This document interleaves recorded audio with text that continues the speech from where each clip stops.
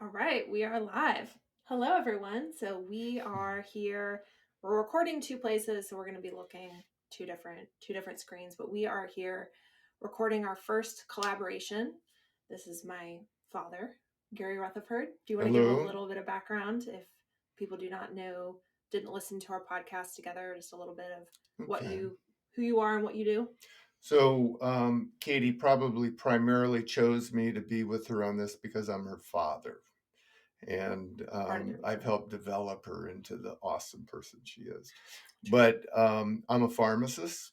I've worked in a variety of fields of pharmacy, hospital, IV infusion, community pharmacy, owned a pharmacy. And then in healthcare data analytics, most recently for the last 14 years in consulting. Awesome. So, our first topic that we wanted to dive into today was a nutritional conversation, really about what have I learned in my years in competing in athletics and competing in various sports, and a Mm. huge part of my athletic endeavors have to do with nutrition.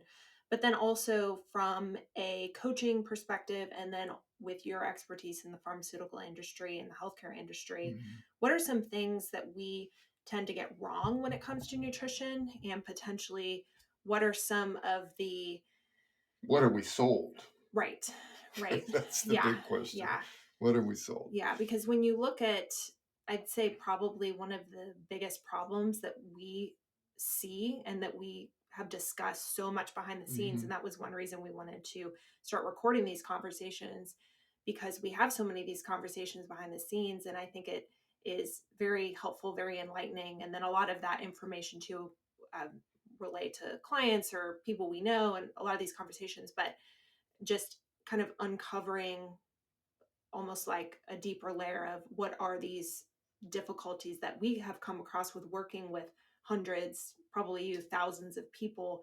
What are we being sold in the general industry by big food, big pharma, and companies that want your money? And what is the truth? How can we actually find something that is closer to the truth? So there's this concept called psychological operations, Yeah. which is very real, and we'll call it Psy-opt. The marketing industry is really probably often retired people from the military service and the CIA that Very true. they spend billions of dollars to convince us of new needs and needs that are aligned with their interest. Mm-hmm. And so they sell us processed food. Mm-hmm. They sell us medications that often are more harmful than they're actually helpful. Yeah. Yeah, so first thing we wanted to talk about was the idea of food as fuel versus food for convenience and taste. Because I think a lot of times with marketing, especially on commercials and things that you literally see every single day, we might be kind of numb to it at this point, Mm. but it's almost like, oh well, if you aren't eating this food, you're not a good, or you're not giving your kids this new cereal, you're not a good parent. Or some sort of advertisement you see online. A lot of that has to do more so with marketing than it does with actual nutritional quality. And so what do you think about kind of the food industry in general? What kind of going along with what we just talked about, would you say Well, I it's mean, anytime somebody is selling something, mm-hmm, they're biased. And that's true of a food company, that's true of a nutritional supplement company, it's mm-hmm, true of a pharmaceutical company, or a biotechnology company. mm-hmm, Um, One of the fallacies that people follow all the time is they think they can prepare something that is better than what God's already provided. And so, mm-hmm. if you try to improve on what God has already created, um, and find a unique um, niche in the market and convince people that it's the key to their health, um, pretty soon you're telling lies Mm-hmm. to sell the idea to people. So, Yeah, where would you see that this has, like, one, if you could pick out one thing that you've seen, obviously since I've been alive not quite as many years as you, but over the past, 50 years, now we see as being false. What would you say, or something that obviously most people know is not good for you, but yet it was a huge marketing? What would you say is probably one of the top, the low My fat? tapas is vegetable oils. Oh, yeah. Yeah. Mm, So these pressed oils, these vegetable oils that are manufactured and margarine in when I was young, when I was a mhm. child, was purported to be much healthier than butter, and butter was killing Yeah. us all. Yeah. But today we realize that you're much healthier if you eat butter and even lard Yeah. over margarine. Very So true. Yeah. yeah. Yeah. Very true. So it is interesting because I think, especially coming from the fitness industry and having these extreme diets and struggling with my weight in Mm, college and struggling with my weight in high school and falling into a lot of the unhealthy eating patterns that exist in our diet culture, the low fat mm, trends, the low carb trend. I mean, I did every single diet, I feel like, in high school that I could possibly think of, just because I was so obsessed with being small. mm, And then once I discovered more of a flexible eating approach, so flexible dieting, if it fits your macros, some people who are watching are probably familiar, it gave me so much freedom because I recognized, like, oh, I don't have to cut out whole food groups. I don't have to cut out all. At one point, like, bananas were horrible, mm, and a coach told me that I would be fat if I ate bananas, and then another coach told me that I would be fat if I ate bread, and all of these foods that are horrible all of a mm, sudden. But then I found, oh my gosh, like, it is not just, it's not like a, this is an evil food and this is a really, like, food groups aren't inherently bad, right? And so we need a balanced diet. mm, But when then I started to incorporate flexible dieting into my own plan, and then also with some other people that I saw in the industry following a flexible dieting plan, it almost became kind of the opposite of extreme, where it was fitting as much junk food into my diet, their diet, as possible while still meeting their macros. So it's interesting to see kind of the pendulum swing. It's like, okay, really restrictive 900-calorie diets with 9 grams of fat per day, which is actually a diet that I was given, which is horrendous. Or, the if it fits your macros and trying to eat Pop Tarts for every meal. Like, have you seen that kind of pendulum swing as well? And what would you say, as far as, like, one topic we wanted to focus on was calories? Yes, that is important, but also quality of food. yeah, I mean, quality of food. I just give an example. Potassium. Hmm. Most Americans are severely short on the amount of potassium they get in their diet. Hmm. And you could have exactly the same amount of carbohydrates, fats, and proteins in two different diets and have a world of Interesting. difference in the nutritional content, Yeah. such as potassium. So the average American gets less than probably 1,000 milligrams of potassium.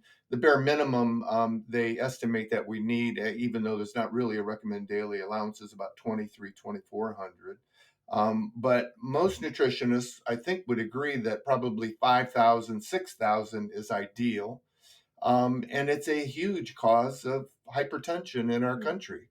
You can get too much potassium, but not having the right proportion of sodium and potassium actually causes high blood Hmm. pressure. It's not just because you have stiff, thin out arteries. Hmm. It's often due to the nutritional content of your Yeah. diet. So, Yeah. Which has been encouraging to see, I think, more individuals, their eyes to be open to the importance of nutritional quality, because it almost seemed like maybe about 10 years ago, when if it fits your macros was a huge trend, it was like, mm, disregard quality. yeah, Like, it doesn't matter. It doesn't matter if you eat a Pop Tart or if you, right. it's like, it's If all you even have food. to chew it, you sometimes you don't even have to chew it. You can drink it off, right? Right. Right.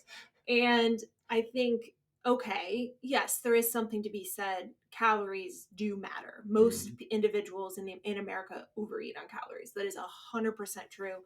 Most individuals, if you put them on a calorie restricted diet, will lose weight. However, when we talk about nutrient deficiency, I think what you just said is very interesting, because we don't often think about, okay, why are we so nutrient deficient in our society?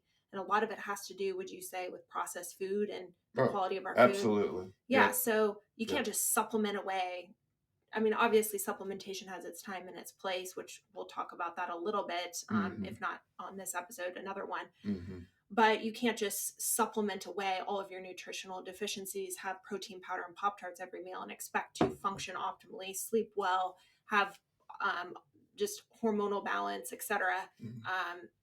And so I think it is good that we are talking about this, and this is becoming a little bit more mainstream, talking about quality, and not just calories, You because know, one of we the get lost things in that it. happens in our society is we get so caught up in the very specifics, Mm, the what we think is science, mm-hmm. and we lose sight of concepts, general concepts that can help you make better decisions. True. And Yeah. so, you know, an old concept my Yeah. parents taught me was if God made it, eat it. If he didn't, don't. Maybe a little bit, but not much. Yeah. And Moderation. so there's some real wisdom in that concept. If we're actually eating the whole food as God intended, all the nutrition we need is actually there. Yeah. So Well, and I think, and there can't, and when you say too, there can be a little bit of a caveat to that, because we don't necessarily have the most fertile soil true, always. Some people can't necessarily afford to buy organic or true. grass fed, so there is a need sometimes for supplementation. Yeah, yeah, I Yeah. agree. Yep. But yes, I think it's it Mhm. sometimes we're so in our society too driven by quickness, and we're so impatient and Convenience. convenience. Yes. And so we're so much Mhm. more likely to drive through McDonald's, spend more money on a meal, wait in line, sit in our car, as opposed to actually like invest the time and effort into learning how to cook and It's preparing just our like own meals. fitness. Look Yeah. at all the shortcut fitness Right. things that are sold. They Right. sell probably billions. I mean, all the Yes. exercise equipment and Yes. Oh yeah, man, love those fitness fads. Every time I right, see them online, I'm right. like, oh, what are they trying to sell you? Mm, Yeah, yeah, for sure. And any sort of quick fix solution is not going to be is long term isn't going to work at all. And that's also something interesting that I see with a lot of my clients who maybe have experimented with keto diets or super low carb diets. And a keto diet, that's for some individuals actually, there has been research with keto diets and cancer health patients, benefits. Yeah, right? yeah, However, for most yeah. people, it is not going to be sustainable. Right. And so, what a lot of times I think individuals who maybe have tried a keto diet, they say, well, I lost tons of weight that first week, and I then was saw progress on the scale, but I couldn't stick to it, and then I gained all of it back. And I think a lot of times what we have to remember too is like the initial weight loss for something that's low carb is going to be a lot of glycogen and water weight. Mm-hmm. And so that can almost be like a false sense of encouragement to stick to an unsustainable diet. But Mm-hmm. optimally, our bodies optimally function in more of a balanced way. And like that kind of goes back to what you said about how God created. I mean, You can't compensate enough for a bad diet.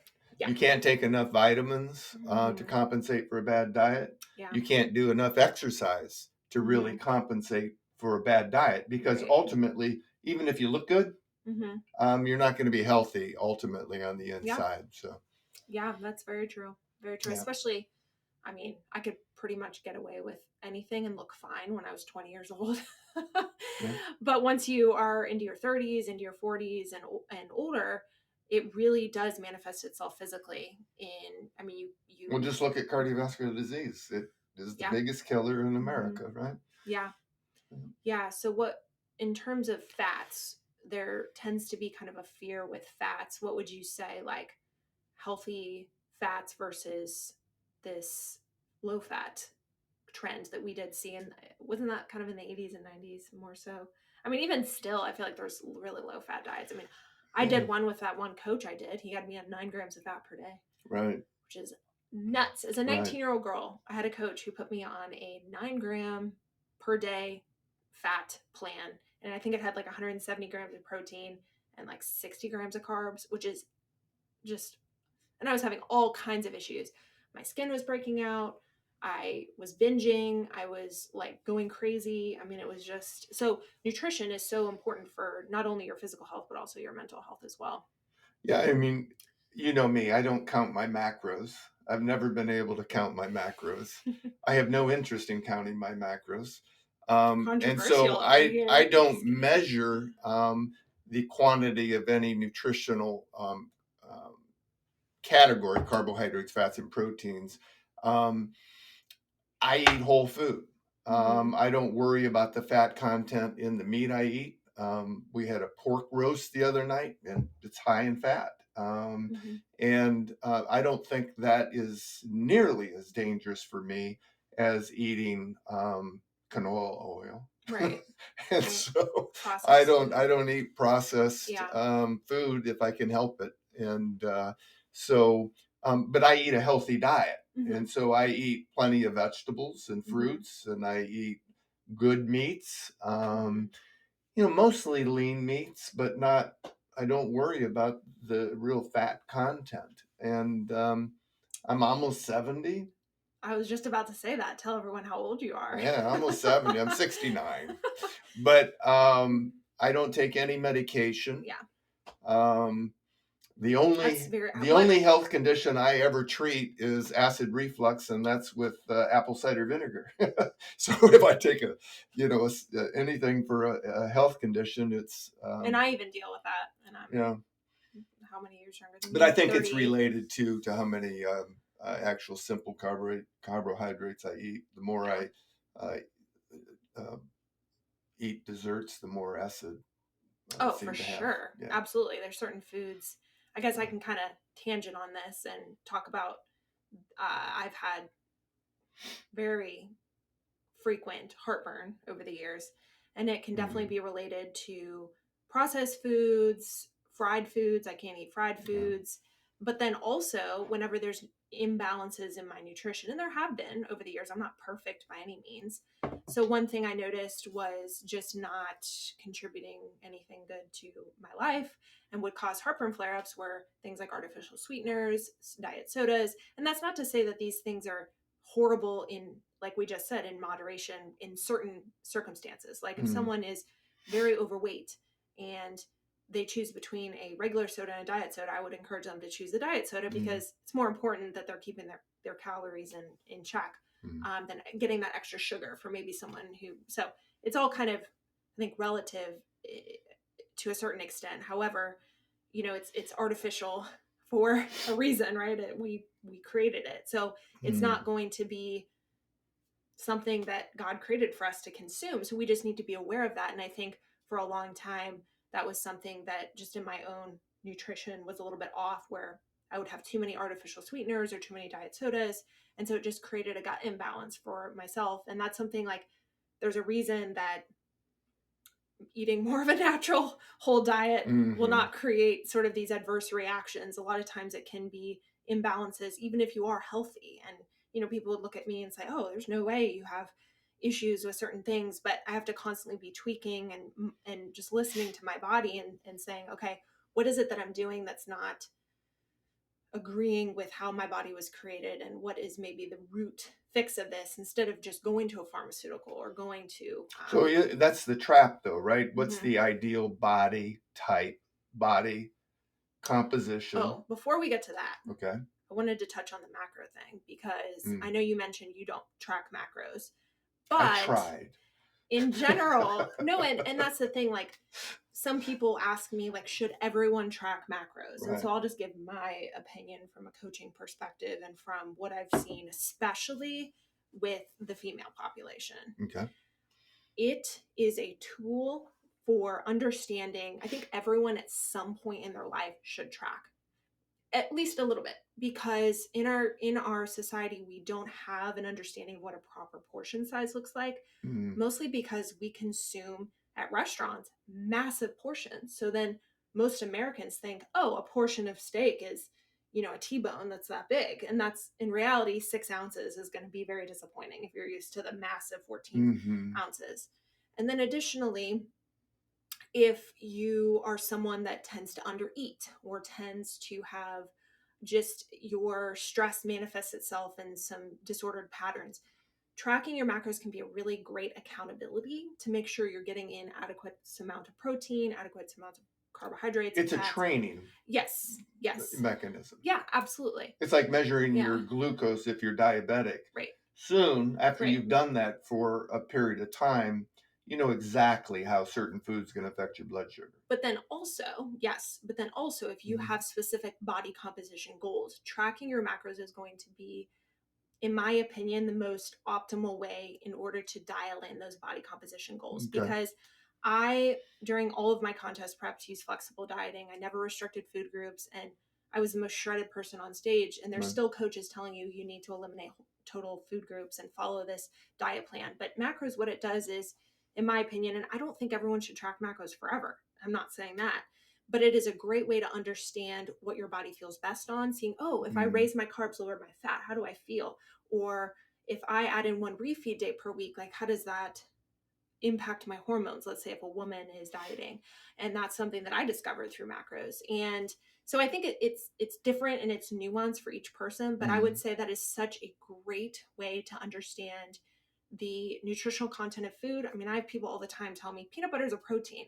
And I'm like, if you tracked your macros, you would know in the first day that peanut butter is fat. I mean, yes, it has trace proteins, but it is not a good source of protein. Let's just like lay that down. And it has some potassium in it. That's great. Yeah, it's not a bad food. But then also, if you have body composition goals, a lot of times our hunger cues, because of how much stress we're under, screens, blue light, artificial, all these things that we're experiencing where we don't necessarily, we're not in tune with our circadian rhythm quite as well. It's important to have that accountability. So my clients that I take through a cut, I never tell them, just eat how you feel and, something like that. Right. So it's really important to have, there's a time and a place for it. And so that is my preferred method for fat loss for my clients, and even for a metabolic building phase or a period of time where we need that accountability, and they're hiring me to help them change their body composition. So that's typically. And you can't trust your feelings. Exactly. Emotions. Exactly. Yeah. And women, we are more emotional. We tend to emotionally eat. We tend to be emotionally driven by a lot of things. And so, not that that's a bad thing, that's actually a strength in a lot of ways. However, if someone just eats based on feelings, I know you at this point in your life, you're pretty solid with your nutrition and can, really maintain a good body composition just by kind of eating how you feel. But for a lot of individuals, that's not necessarily. Not how I feel, but my pattern. I follow True. pretty. Yeah.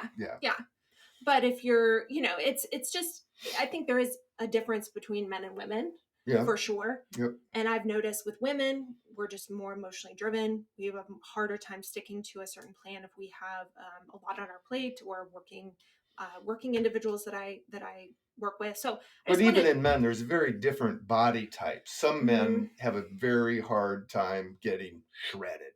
They're never going to look. I mean, they're just not going to be able to look like a bodybuilder, but there's still a healthy composition that they can attain.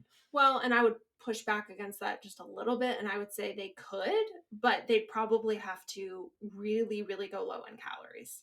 Because I've seen men who aren't genetically shredded, who step on stage who are shredded, but if you ask them how many calories they're eating per day, it's disturbingly low. And so I would say it now, to be healthy though, absolutely. Like and this is something we wanted to talk about as well. Like every single person is going to be different in terms of their body composition, and ideal, meaning not what you think is ideal because of what maybe marketing has sold to you, or what the your favorite fit influencer online has sold you, but healthy, ideal body composition for you is not going to look the same as everyone else.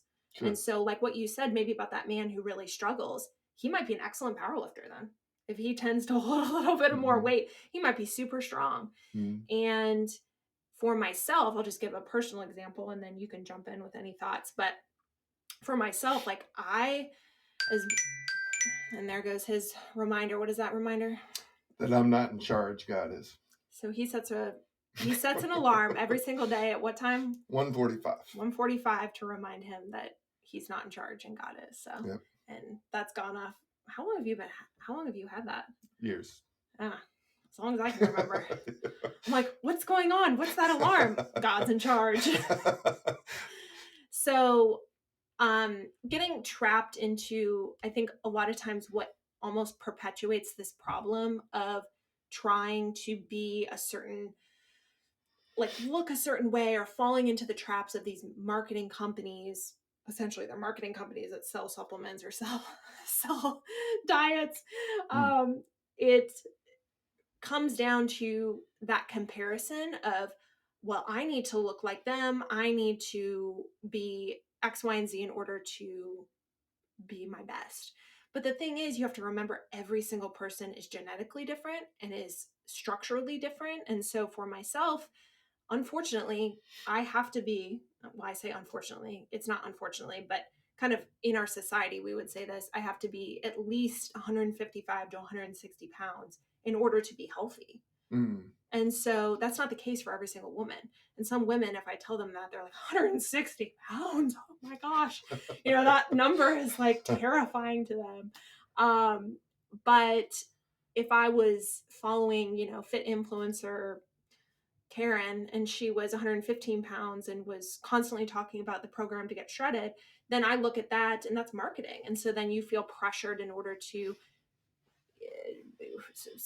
somehow try to fight against your natural genetics and tendencies in order to be something that maybe you're not. And I have friends who are tiny naturally. Mm-hmm. And so each person's different. And so how can we embrace that, would you say? Well, weight is one of the markers, just like blood glucose is for a diabetic. I know that if I weigh 170 to 174, I'm good. I'm If only I 10 pounds less than you. if if if I weigh myself and I still split squat more than I'm you though. 179 pounds, then I need to stop and look at what I've been doing, my patterns, and I can always identify my pattern Yeah. that has contributed to the weight gain. Yeah. And I pretty much stay 170 to 174 95% of the time. Mm. And then there might be a period where holidays or something like that, Right. that pattern definitely Yeah. was less than optimum. I will just plug my macros and Oh, and tracking your macros and that sort of thing during the holiday season, because I will say probably 80% to 90% of my clients did not gain weight at all during the holiday season, or even lost weight, because of the accountability with macronutrients. Because I taught them, you can have a cookie, just literally throw it in your macros, estimate, doesn't have to be perfect. Cookie, 7 grams of fat, 25 grams of carbs, 3 grams of protein. Mm-hmm. Instead of having this fear of, oh, I can't have a cookie. It's like, Yeah. you can have a cookie. You can just track it. And that's actually plug for my macros. It's an application that you can use on your phone and online to track your macros and then actually have that accountability. And so I will say, hey, maybe next winter you can hire me, and then we can have you just maintaining weight throughout the holidays. It is easier to put it on than it is to get it off. Yes. And that's another reason too why habits are so important, because we don't have necessarily, this is kind of something that, in our society, how many people lose weight every year? Huh. So many. Yeah, everybody's trying to lose weight. You ask what percentage, shoot, I should have looked up the percentage of people that say that they're trying to lose weight, but I want to say it's like 50 some percent of our population is actively trying to lose weight. Right.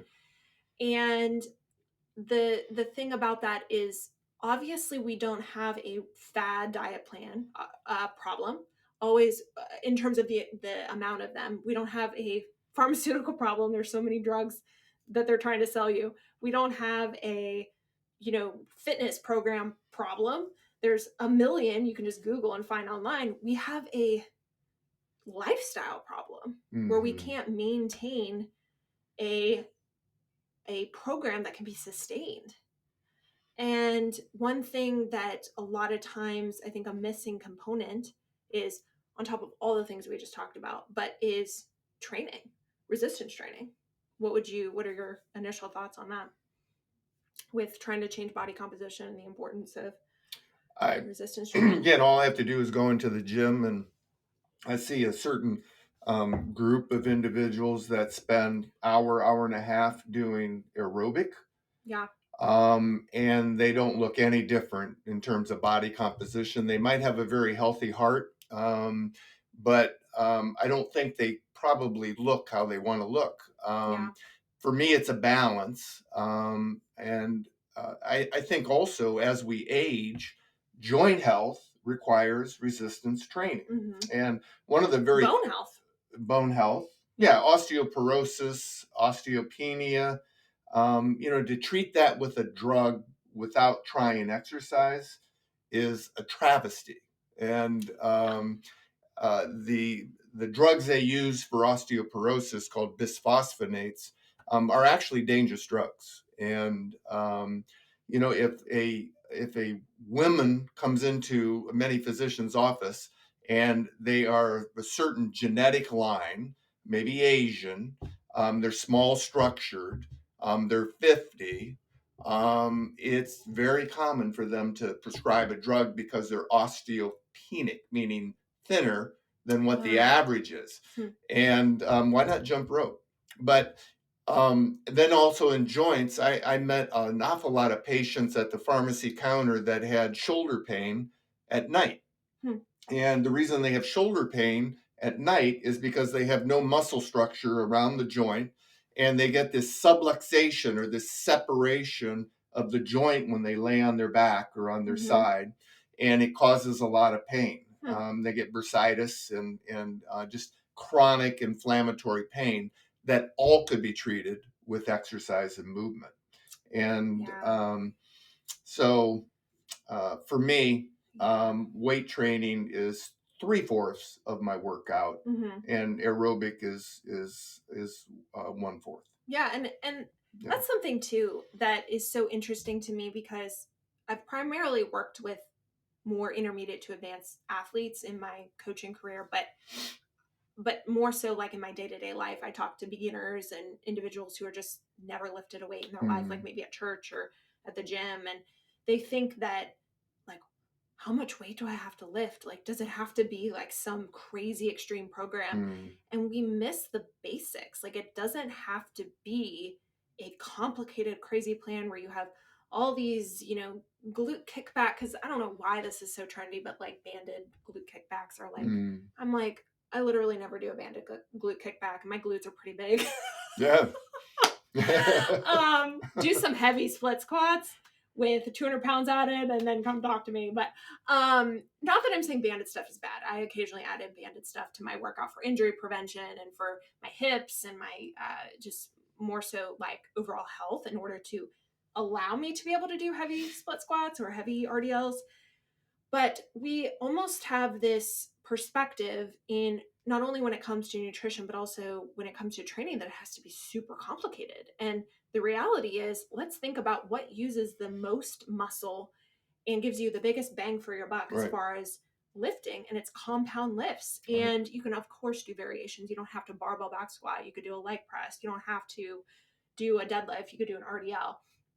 But a lot of times it's almost these companies to sell you these complicated plans or these fitness personalities that, well, you can't do it unless you have my special plan, but it really doesn't have to be that complicated. Right. And it was really neat. There was a gal at my church who asked me about lifting a little bit, and I said, just lift a little bit. You don't have to lift 5 days a week, 2 days a week. And she came up to me, this was like 2 weeks ago, and she said, I'm so excited. I'm gaining strength. I'm lifting a little bit. I feel a difference. And she just within the past couple of months Mm, started to lift. good. And she's more of a smaller frame. And Mm, so I think for her she just felt intimidated, because I remember when we initially talked, she mentioned something about like, I don't want to get bulky. I don't want to be, massive. And I laughed and I looked at her. I was like, do you think I'm bulky? And she's like, oh no. I said, well, I lift 5 days a week and I lift very heavy. I think you're fine. yeah. So, Right.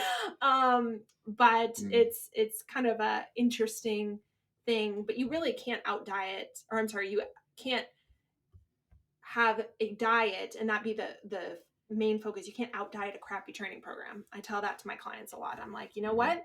As much as you want to lose weight, it's harder to build muscle. So we need to spend more time building muscle than losing weight. And if you actually get to a healthy body composition, that's something you can do. You don't need to be focusing on losing weight.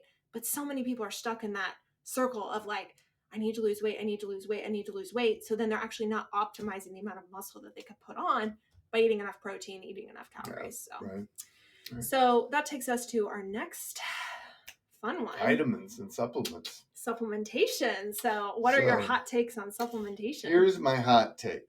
I mean, after years of, I was raised in a family that we took supplements, and my parents, I think their approach was that it was insurance to make sure that we got the vitamins, all the vitamins, minerals, and trace minerals that we needed. But vitamin advocates are often just like someone taking the flute player out of an orchestra and asking it to play the symphony.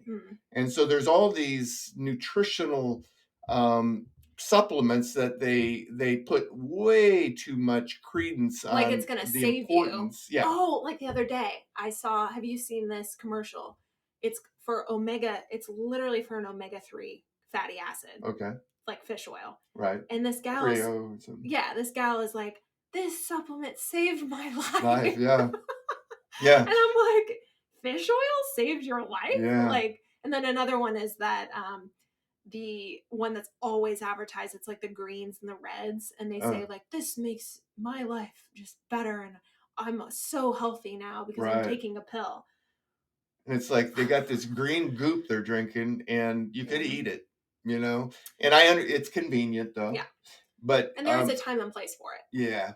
I mean, I think, again, going back to the concept, God put everything that we needed into the food. So it's available. There is a problem with the soil and in corporate farming and not getting the same quality or nutritional density, maybe that we used to get. But you can grow your own. You can buy organic. You can go to the local farms market and buy good food. Right. So, I mean, I would say buy organic or grow your own food, eat local, if possible. Right.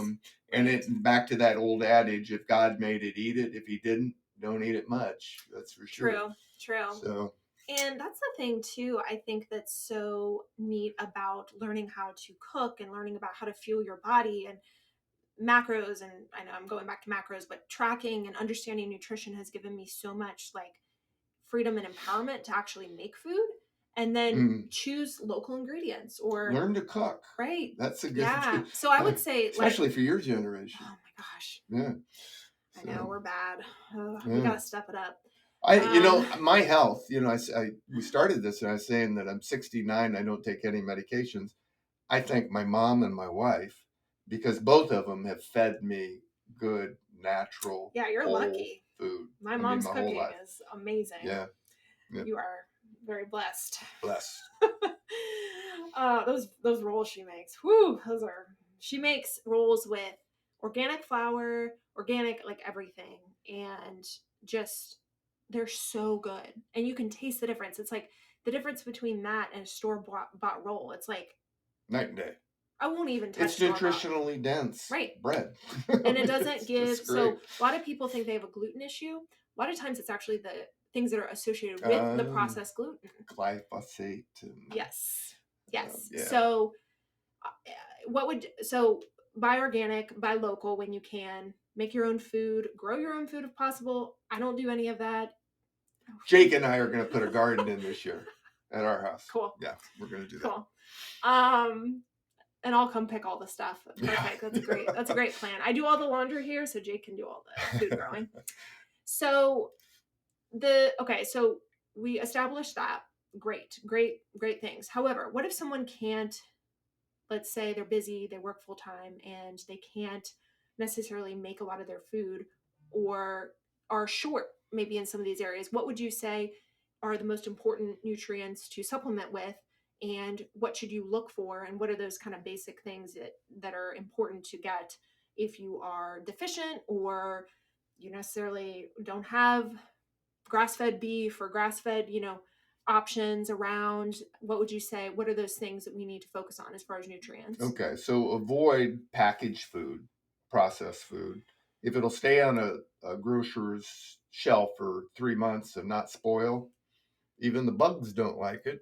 Probably shouldn't eat it. So eat whole food as much as possible, even if you can't be sure of the source. But um, the food industry makes foods that are actually addictive, Mm, and they add in synthetic nutrients and fiber to mm. make to meet certain FDA Right. standards, Right.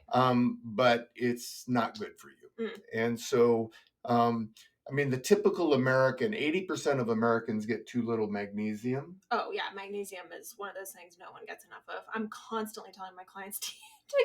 supplement with magnesium. And if you Uh, don't have enough magnesium, you can't utilize your vitamin D. And True. so there is this symphony being played between all the nutrients.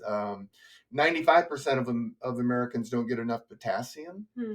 Um, in vitamin D, if you live where we live, I mean, if you're above the 35th degree latitude, you can't get enough vitamin D between What's 30? October. Where is that? It's like through Tennessee. Oh, so like most people. Yeah, most people that that we deal with. But Right, because we live in the Midwest. yeah, so you have to supplement vitamin D. It is so important for your immune function.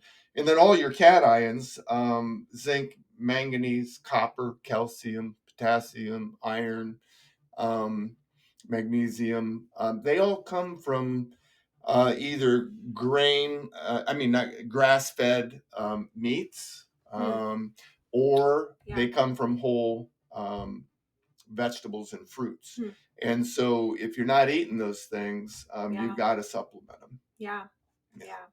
It's interesting because I magnesium, it's almost like we, for some reason, why is it that well, because they want to sell you things, but it's not almost addressed by even most doctors. It's just kind of like, No, and it it's not affects even your thought heart and about. your blood pressure, your muscle function, Everything. brain function, Everything. utilization of vitamin D. And I I mean, will it's say, so muscle cramps and Charlie horses and those types of things are very common in athletes. yeah, Because I grew up with a pharmacist, thank you, Dad.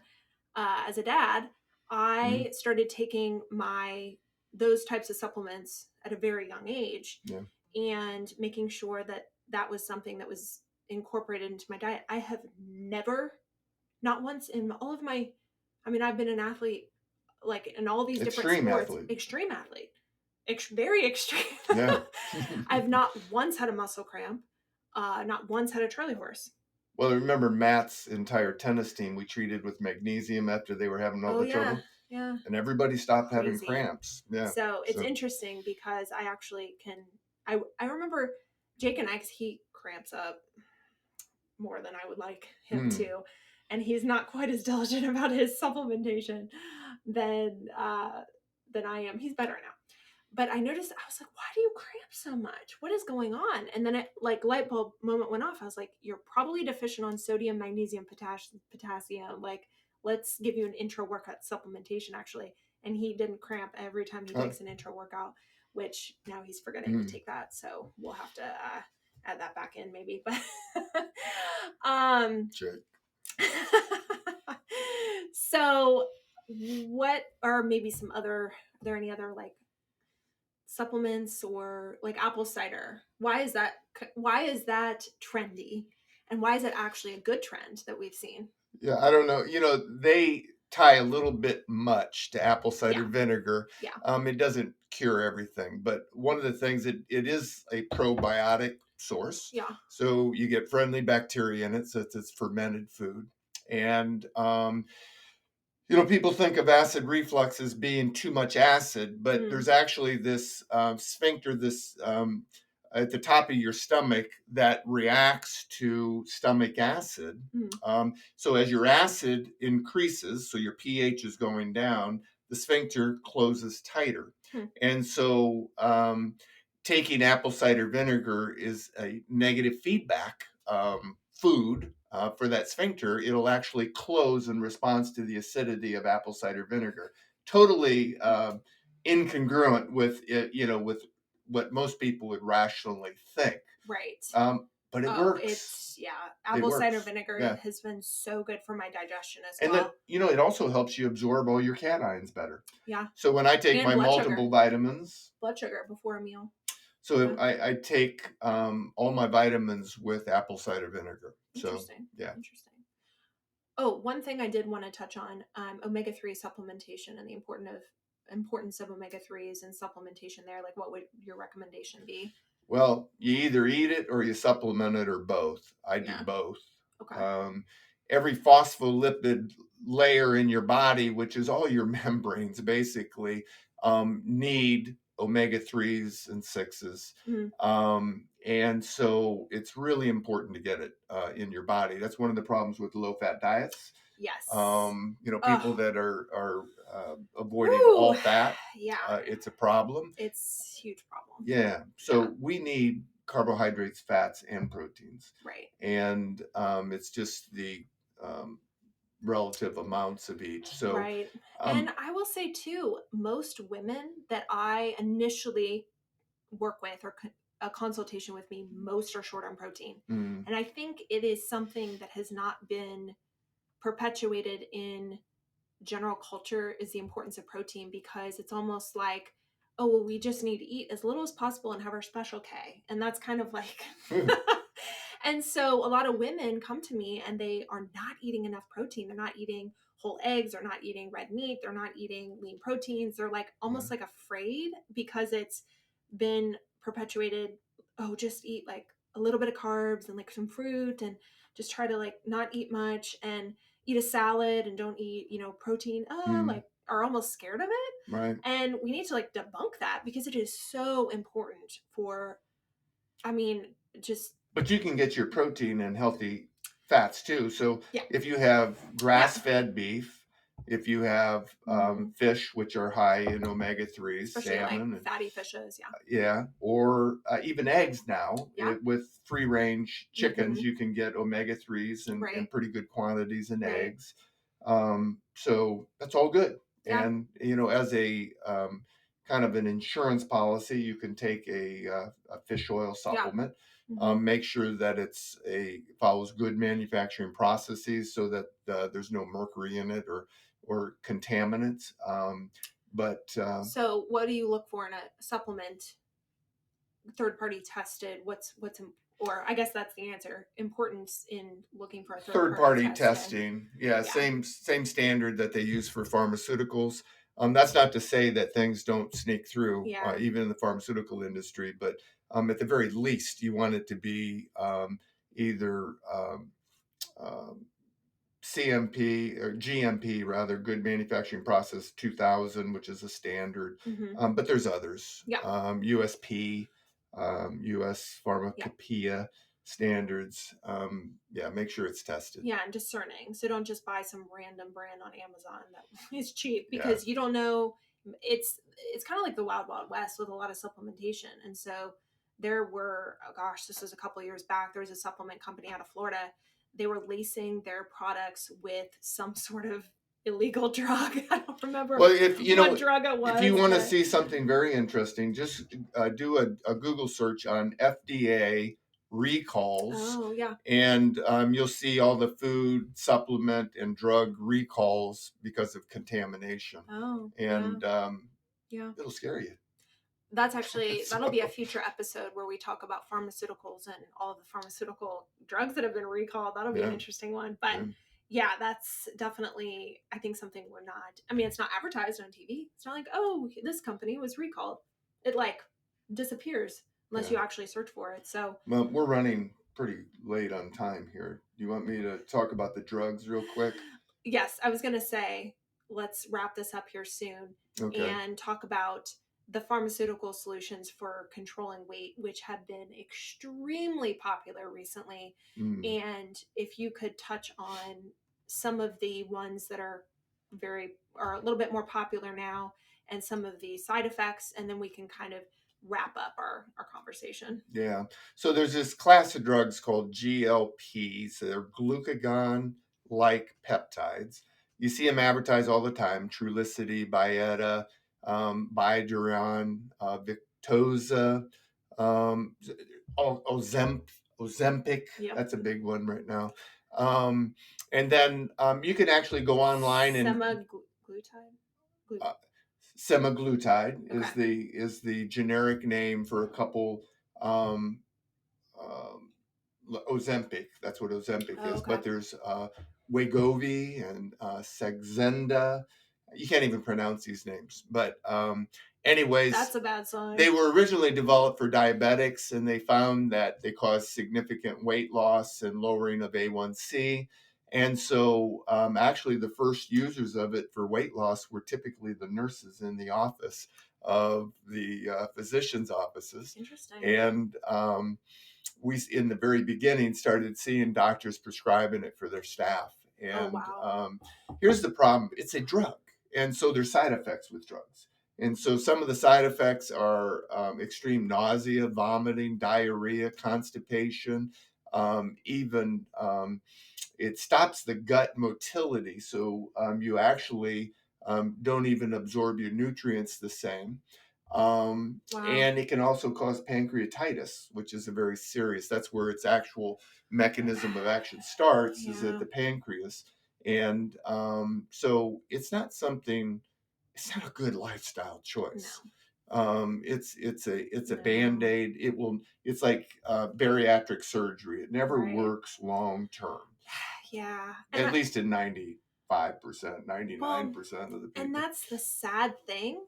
Time and time and time again, individuals that I've known who have done very quick, extreme methods of weight loss, it generally is not effective long term, and No. they regain the weight. I'm not saying that's for everyone, but they don't learn how to fuel their body. They don't learn moderation. They don't learn healthy habits, walking, exercise, all of these different things. Mm, And so they may drop weight very quickly, but then, like we talked about earlier, the sustainability problem. Like, are we actually implementing sustainable habits, lifestyles, things that truly honor God right, with our bodies? And I right. think taking a drug like this in some extreme cases maybe is appropriate for someone who is on the verge of death because of their obesity or something like that, or maybe not, I don't know. Mm. um I'm giving a caveat because there could be a caveat, if someone is I If don't know somebody if has a caveat, we'll talk to you about that. well,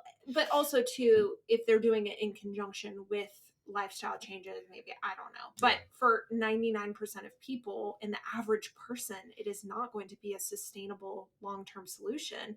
And the side effects and are dangerous, and it's scary because a lot of times too, okay, you look at a drug commercial on TV and they say side effects are da, da, da, da, da, even death, and it's like, okay, so am I taking a drug and then the side effect could be death? Like, so it's like, oh, nice, we're just gonna brush past that it could be a Right. deadly. You're taking a pharmaceutical and then it could be deadly. That doesn't Yeah. make sense. They actually, it's funny too with GLP-1s. They two things that they've seen is an increased suicidal ideation, and Yeah. they've also hair loss With what? with GLP-1s, that it causes hair loss Interesting. and, Well, that makes sense because it isn't it. You said it affects immobilizes. nutritional. Yeah. Yeah. Yeah. So Interesting. yeah. So then they've also tried stimulants and antidepressant drugs for weight loss. Mm. Most all the stimulants have been pulled off the market because they cause pulmonary hypertension. What's an Which, example of a stimulant that? well, you might use something like methylphenidate Oh my gosh. for Yeah. weight loss Yeah. and mood elevation, or they oh boy, I can't remember the last one. I'm not going to guess at the Well, name, isn't that what but they pulled too? them off. Phenylpropanolamine was one they used a lot that was pulled off the market because of pulmonary hypertension. So it Well, caused permanent high blood pressure. and then aren't some of those drugs what non-drug tested bodybuilders use in their contest preps, Yeah, probably, or something like yeah, that? So there's a reason that a lot of these drugs are illegal, because they have yeah, extremely yeah, horrible consequences. yeah. And then fat blockers. That's another one. The only problem with fat blockers is if you block fats, you block your vitamin A, your vitamin D, Right. your omega Right. 3s. So a lot of these things that you really need, vitamin E. Yeah. Yeah. So quick, short, magic pills are not so magic. Dangerous.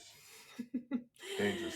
Always Dangerous. dangerous. So, well, that's a great place to end, and we will now kind of summarize a little bit of some things to just think about towards the end of this episode, which we're almost at an hour. So Okay. I don't know how an hour just flew by. So much fun to spend time Oh yeah. talking about this stuff. Yeah.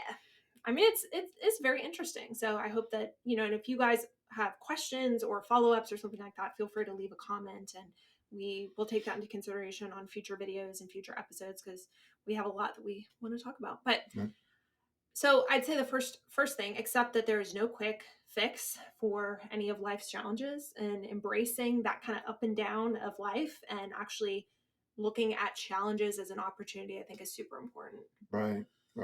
I think it's actually, difficulty in life should be celebrated, because that's what develops character and persistence. That's a whole nother episode. Yeah. And ultimately hope. I mean, when you see that you can get through these, question science, because that is science. So we heard an awful lot in the past couple of years, 3 years, 4 years, that don't question the science. That's what science is. Very true. And so when they tell you that this is scientifically backed, but it doesn't make sense with kind of your understanding of the world in general, and maybe you have a biblical worldview like me, you go, it doesn't really add up. Question it, dig. Yeah. And then one thing that I hammer home with my clients: practice new habits one at a time until they are a habit. And it takes time. It takes a long time. Yeah. I mean, goodness gracious. I even think about my own fitness and nutritional journey, and it wasn't even, oh my goodness, it took me 10 years to establish kind of a healthy lifestyle. And that was with dedication of those habits, coming from kind of a background of over-exercising, under-eating, and running and all those things. So, and it's important to remember that it's not like an all of a sudden switch where you'll just be one person and the next day a totally different person. It comes with one thing at a time. Like, focus on one thing today that you can do better, and establish that habit. And it's going to be difficult at first, but once you are actually establishing these habits, I think it then becomes ingrained in you. You actually see the fruit, and you see that it allows you to become a better person a lot of times. You have more confidence in the next habit that you're going to try to establish, right? Very true. Right. Yeah. And then encourage others. I mean, I think doing this in community is important. Right. You were created for community. We were created to be in families and in communities, and to encourage each other, and to get encouragement from the people around you. You need that. Right. So if you don't have a community, or you don't have someone, plug for my coaching. I do coach athletes one-on-one, and individuals who are in lifestyle. And but you can find that at a gym, you can find that in a church, you can find people who will encourage you. And so I think that's a great place to end. So thanks everyone for tuning in, and we're right under an hour. So that was a long one. Thanks for listening. All right. And more to come. Yes.